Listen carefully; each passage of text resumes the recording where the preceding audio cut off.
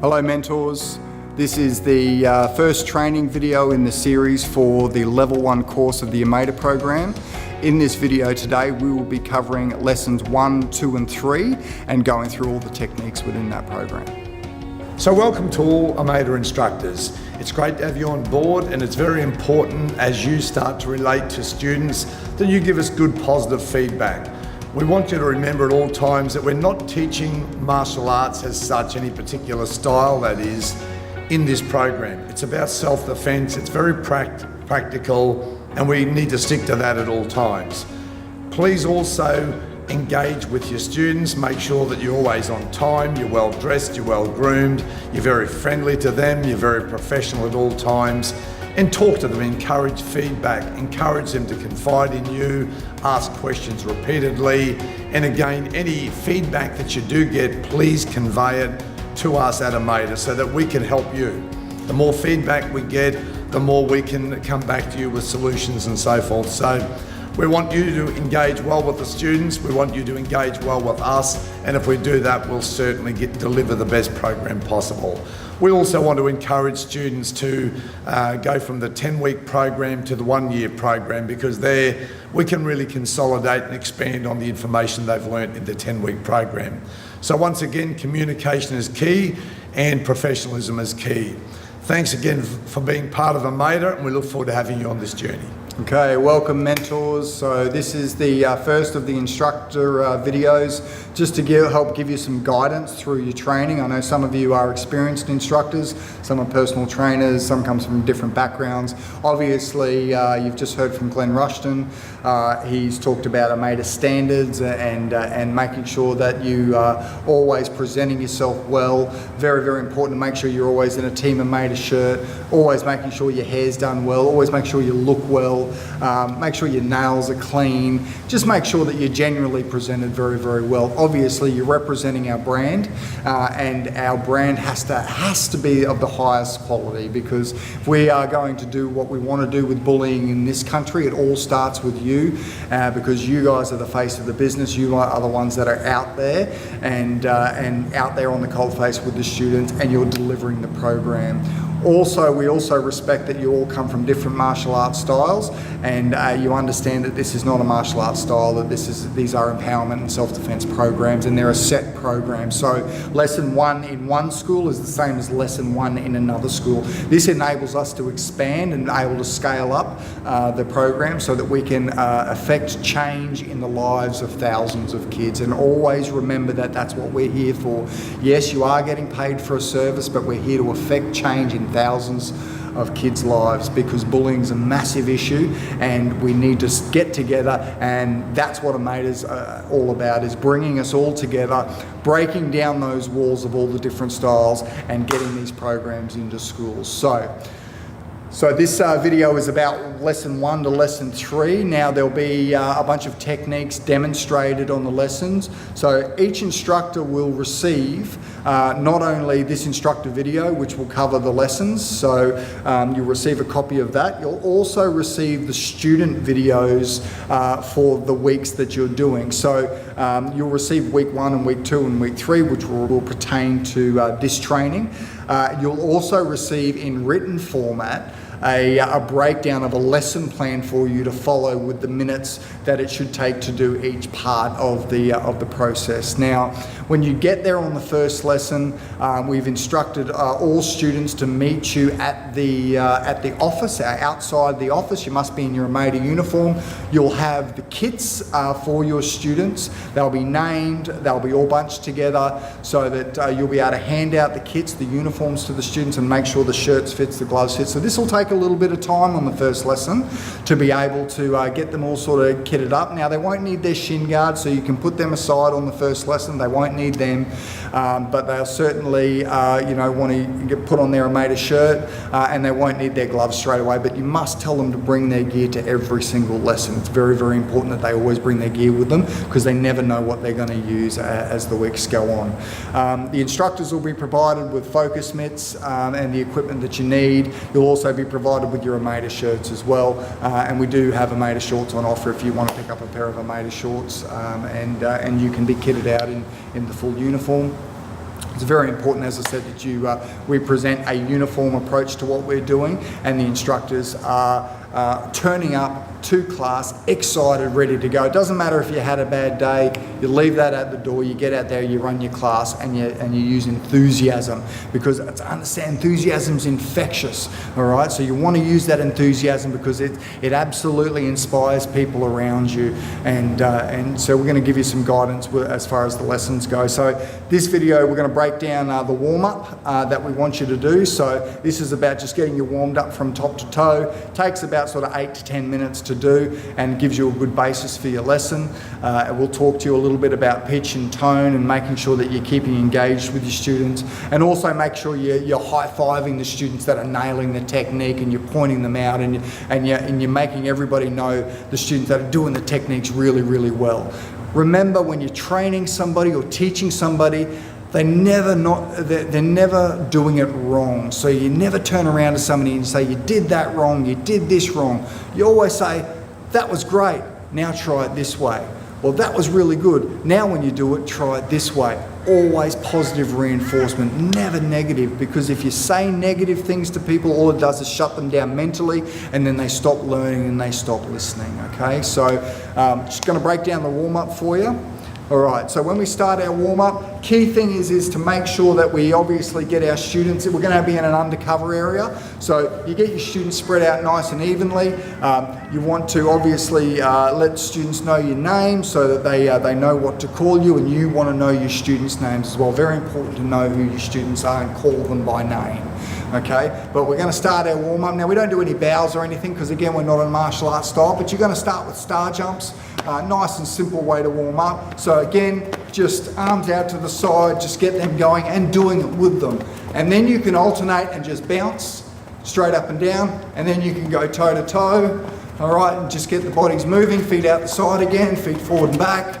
All right, and just get the body moving, and then back to star jumps again, and just keep them moving. And you really want to keep them moving for a good minute as they go, and that's going to then get their blood flowing, get them on the balls of their feet, and wake them up a little bit. Remember, the kids have had a long day at school, can be a little tired at the end of school, so you want to really keep them engaged in what you're doing and wake them up and get that blood pumping around the body.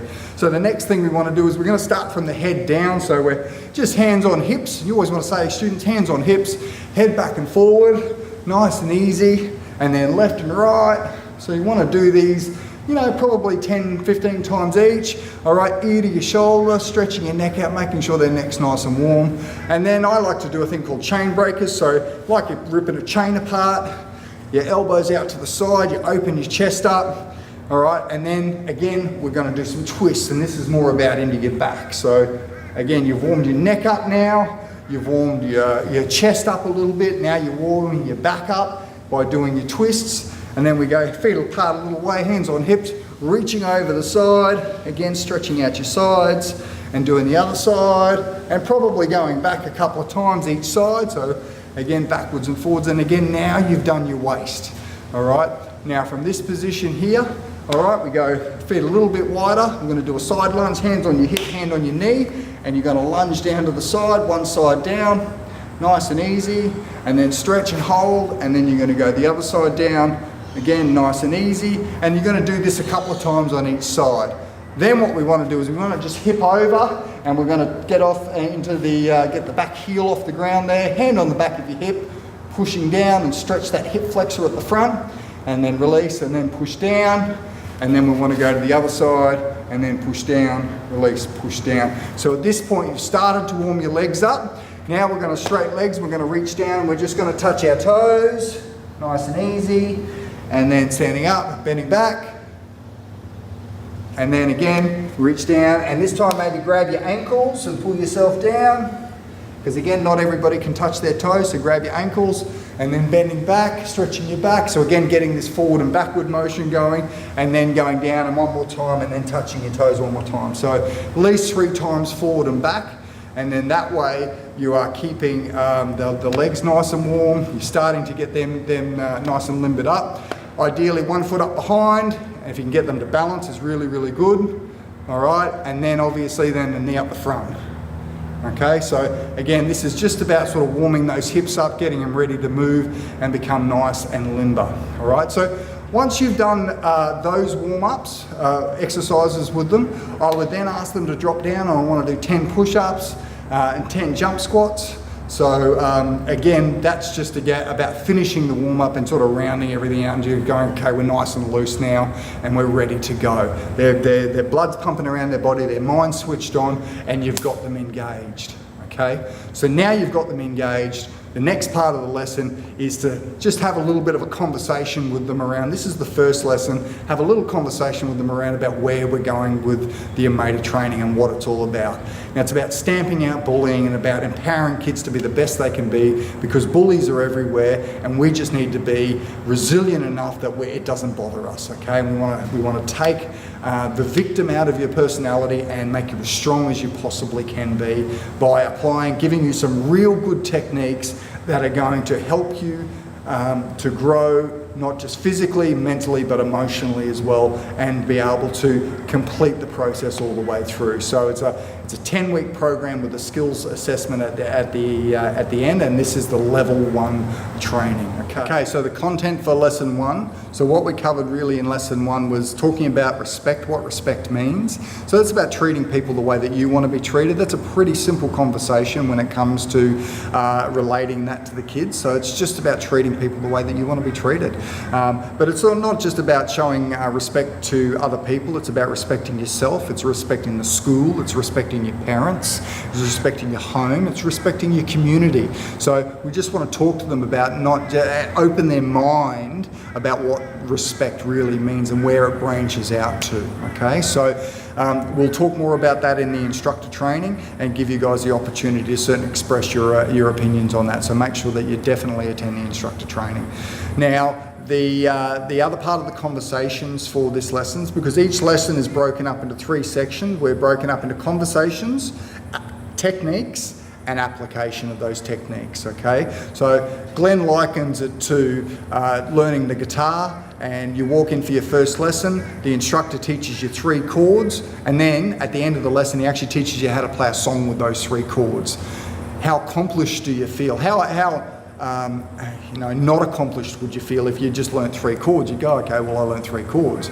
But if you learn a song with those 3 chords, you'd certainly run out and tell, oh mum, dad, look, I can play a song, okay? Not, oh, I learnt 3 chords, all right? So that's the way we want to leave the students feeling at the end of every lesson. We want to make them feel like not only have they done something physical, they've learned some really good solid techniques, but they can use them immediately. Very important that they can use these techniques immediately. So the lesson, in the first lesson, we talked about respect, which I spoke about previously. We talked about the 4 A's, so avoidance, obviously awareness, assessment, and then application. And we'll go into more detail with that in the instructor training, but it's important that you know the 4 A's, because the 4 A's are the mantra for AMAYDA, okay? So it's very, very important that you know the 4 A's and know what they mean, because you'll be teaching them to the students as we go. All right, in this first lesson we covered basic stance, and now in this video you'll be able to see the stance that we covered, why we did the stance that way. It's important we get the message across to the students that we're not, this is not about aggression, this is not about attack, this is about defense. It's always about defense. We have to be singing the defense tune all the way through, because it has to run in line with the school mandate for defensive action and the government mandate as far as the education department is concerned, because obviously we want the education department on board, because that will help us help thousands more kids. So we covered stance, we covered posture and position and making sure that you're in the correct position, keeping it very, very simple, and then how to move. All right, so make sure that you practice these yourself as the instructor, because to teach them you have to know them. All right, so go over the techniques, we'll cover it in the instructor training in more detail and give you the opportunity to work with the application side. And certainly on this video we'll show you the application games that we played, so tapping the hands away, moving, tapping the hands away, and being able to do that. So you see Phil in this position here. He's not very balanced. I mean, he's standing up nice and straight, but if somebody was to push him, he's going to fall back really, really easily. So what we want to do is we want to get into a stance, but we don't want to get into an aggressive stance. So Phil's fists are up, he's got his fists clenched, and he looks like he's ready for a fight. That's not what we're looking for, and that's not what AMAYDA's about. AMAYDA's about defense. So what we're going to do is we're going to start Phil in his position, and we want to take a defensive stance without actually looking like we're in a stance. So what we asked you to do today, students, was put your strongest foot back. So Phil's a right footer, so he's going to put his right foot just a little bit back. So what that does is it takes you from an unbalanced position to a balanced position. So the other thing that we want to do is we want to have nice soft knees, so you want to have your knees bent. All right, you want to have your backside pushed out a little bit, and you want to have your back nice and straight so that you've got correct posture. And then what we want to do is once we're in that nice sort of relaxed position, the reason why we keep our knees bent is so we can move quickly if we have to move. Very hard to move quickly with straight legs. So we need to have nice soft knees, but again, not looking aggressive. So that's the bottom half of the body. The next part is the top half of the body. So what we need to do now is we need to look at our elbow position. So I'm going to ask Phil to sort of bring his elbows in. So his elbows are aligned in with his waist. He's going to open up his palms, and he's going to have one hand out here as a hand to control distance, and this creates space. You see, the length of his arm creates that space, and then he has one hand back here defending himself, and he's able to control that situation from a position of balance. So that way, now if I come in and try to close that gap, he's got his hand up there to be able to control the distance. If there was ever any situation where I was to throw a punch, yep, he could push me away, or he could defend the side of his head quite easily. The next thing is trying to teach you how to move correctly.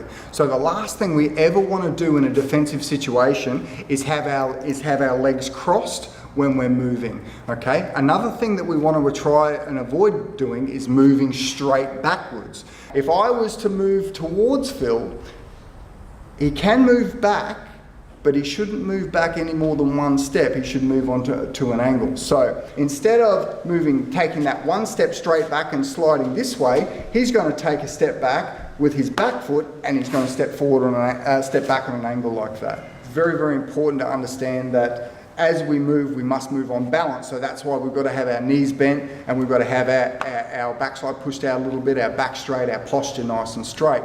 So as I move towards Phil, what he's going to do is he's not going to move straight back. He's actually going to change his angles a little bit. So if I move aggressively towards him, now all of a sudden I was moving here and now he's here. So then I would have to adjust.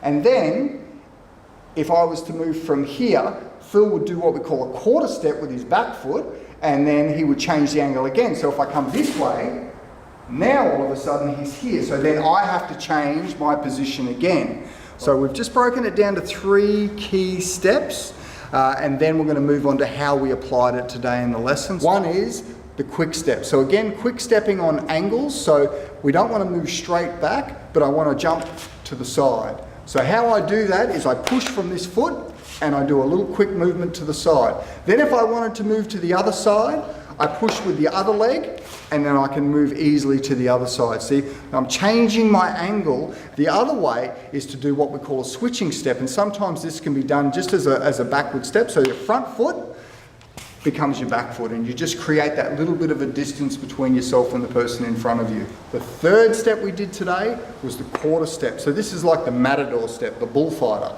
So you've got the bull who's charging at you, but the back foot easily moves to the side, and then the person can move straight by. So in the application, we worked with a partner. We did a bit of a role play scenario of a bully coming up and trying to put their hand on you. So from a defensive position. So if Phil is going to be my bully today, and I'm going to be the one being picked on. So first of all, I'm going to get into that defensive position. My hands are up, and as Phil moves towards me and tries to touch me, I can just quickly use my footwork and move around him, and then to control the distance. Now, what I want to do is I want to add in words. Stop! I don't want any trouble! I said stop! So again, I'm using a strong voice, I'm keeping my eye contact. As he steps in, I can pad his hand away, and I can use my footwork to keep controlling the distance. So those quick steps, those switch steps, those quarter steps, they all come into play nice and easy. Now, if Phil does get in close and I can then guard his shoulders with either hand, and then if he tries to throw something, I can push against his shoulder, I can push against his other shoulder and control that distance, and then continue to move and keep controlling that distance around and break away. Okay, so that concludes the first lesson and what we covered in the first lesson. And the key thing now is to focus on their homework and make sure that you instill in them that they have to log on to the members area of the website, make sure that they log on so they can get the videos, make sure they know what their homework is for each particular lesson, and that they understand that doing their homework is vitally important. So, and that concludes lesson 1. Okay, instructors, so lesson 2. So we come back after the first week. Everybody's come back with their uniforms hopefully on and all their kits with them. You've got your role. You're marking the role at the beginning of every lesson. Remember, it's important to contact the parents if kids are absent and they haven't contacted you. All of the parents have your contact details, and you should have all the parents' contact details so that you can keep in touch with them at all times. All right, very, very important to make sure you stay with the kids after class if they're in primary school, and you'll wait for them to be picked up. And if they're in high school, make sure all the students get off to where they need to be and get off nice and safely, because again, we're responsible for them while they're in our care. So it's very important that we are professional from the outset, from when we start to when we finish. So lesson 2, we added on from lesson 1. We went over the 4 A's again and the meanings behind the 4 A's. We asked the students of signs of respect. When have they seen somebody show respect, and what does it mean to be disrespectful? So again, we delved into that conversation around respect and getting them to think about what respect means. Finally, we added on to the techniques where we revised the footwork, we went over the footwork, we started tapping the hands away, and then we started to show them some basic striking, and we focused on the defensive footwork, the quick steps, the switch steps, and the quarter steps, and the application of those steps, and then applying in defensive single striking.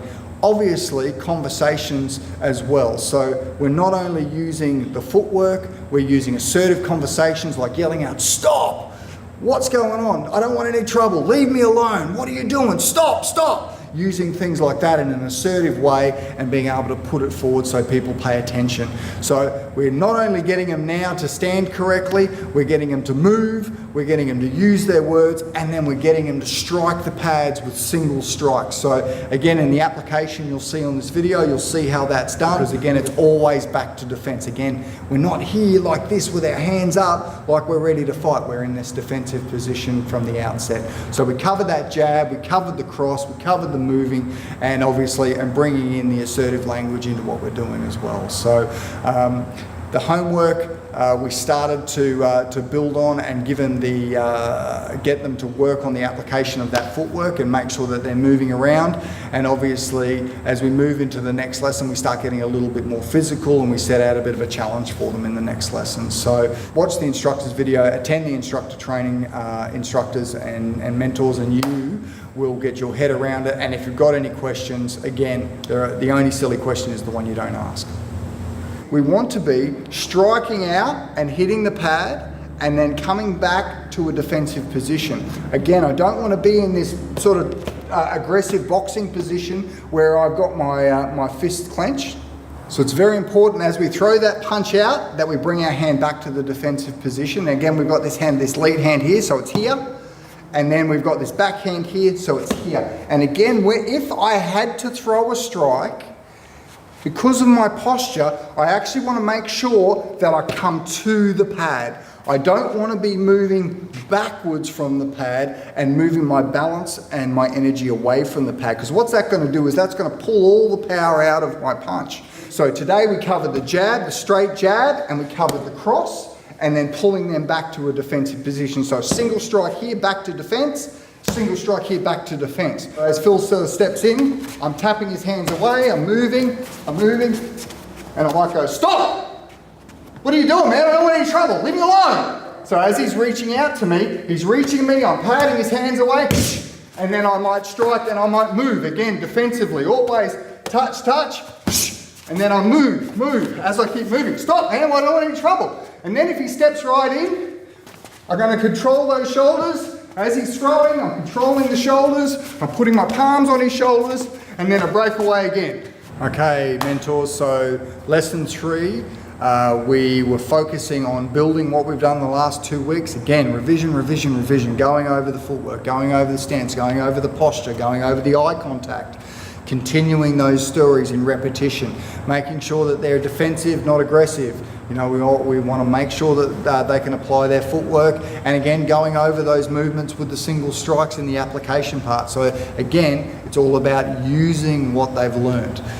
Today's lesson, we revised the 4 A's, we continued the conversation around respect, and we also then added on to the technique. We covered a little bit of anatomy. We talked about soft target areas being the eyes, the ears, the throat, the nose, and then we added some striking in using a palm push from the lead hand onto the bridge of the nose, a solar plexus punch, and why we do that, which is obviously nose is to water the eyes, it makes sense, push the head back, create time, protect yourself, and you'll see the demonstration of that on this video. Plus, we covered the solar plexus punch, why we punch into the solar plexus, what that does to try and create that little bit of time. Now, we haven't got to the kicking side of it yet. All that we've done at this stage is teach them posture, position, how to control distance, how to control the shoulders of your opponent if it does get in close. And then we're focusing on their punching, the single strike punching, and then back to defensive position. Like, you don't want to hurt anyone. You've had to hit somebody out of necessity, but I don't want to hurt anybody. And then obviously adding in the more of the soft tissue strikes, which is the palm press to the nose, the mid rib strike to the solar plexus, and then being able to circle out and move away. So again, revision of all the different types of footwork that we've done, and understanding the need for the knowledge of anatomy in a stressful situation. And there's always something you can do, and you've got your whole body here to work with. So from a striking point of view, when we're striking, one of the key areas from a defense point of view, one of the best areas to strike is the nose, okay? That does a couple of things, all right? So again, it doesn't have to be a punch to the nose, can quite easily be a defensive push to the nose, and what that will do, it waters the eyes, it closes the eyes, it pushes the head back, all right, and it buys you time in a defensive situation. The other parts of the technique we did today, because obviously we've been focusing on some straight striking, is a strike to an area we call the solar plexus. Now, that's an area that sits just between where the rib cage joins, just here.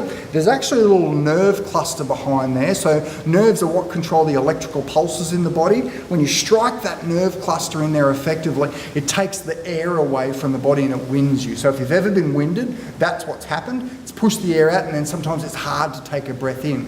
So the application we focused on today was applying that palm strike over the top and that middle punch to the solar plexus, again being able to apply the footwork. So we just did it standing in our basic defensive stance from here, and we had a pad holder holding a pad high about the bridge of the nose, and then we had the other pad being lower more to the solar plexus. So as I stood here in this defensive position, I just went in and struck here with the palm of the hand, and then came down again with the crossing punch. So I came down across the body, and again back to defense, always back to defense. The next part we focused on was getting that little bit of movement. So again, getting that defensive footwork. So again, moving around as Phil's trying to reach me, I'm using my words, stop, I don't want any trouble. As he comes in, whack, here. And I can use that single strike. So, and again, as he's coming out, reaching me, I'm moving, I'm using my footwork, I'm coming up here, boom, and I'm going to again throw that strike to the midsection of the body. All right, so very important. And then what we do is we put it together in a combination where we're using the two of the moves, and then I want to circle out and get away, control that distance. So as he's coming in, I'm like, stop, I don't want any trouble, I'm touching his hands and moving it around, strike, shoot, and then I move, and then I keep sort of moving around and making sure I'm keeping that distance and controlling that distance. Hey man, settle down, I don't want any trouble. Touch, up, 1, 2, and then I'm moving, and I'm stepping as I'm moving around. On top of that, the last thing that we did today was we gave the kids a challenge. The challenge is more about now trying to develop them physically, because obviously to defend yourself you have to have a certain amount of physicality. So we brought in a challenge called 20-20-20, 20 push-ups, 20 jump squats, 20 body drops in 2 minutes.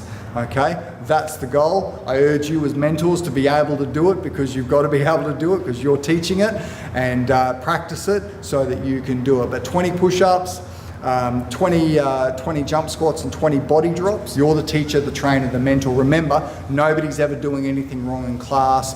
Always enthusiastic, always high-fiving. Well done, you've done a great job, well done. Now, next time when you do it, try this. That's great. Now, next time when you do it, try this. And always building on their emotional energy and giving them that confidence as they're running through the program, okay? Because, listen, it's very, very important that you build rapport with these students, because the students are going to look up to you, and we want them to open up to you if they're having any issues in their personal life. So, follow the training, watch the videos, and again, attend the instructor training. You'll also get a written format for your lesson plans as well. But this concludes the first three lessons for the term, and gives you a good stead before we start getting into the kicking techniques.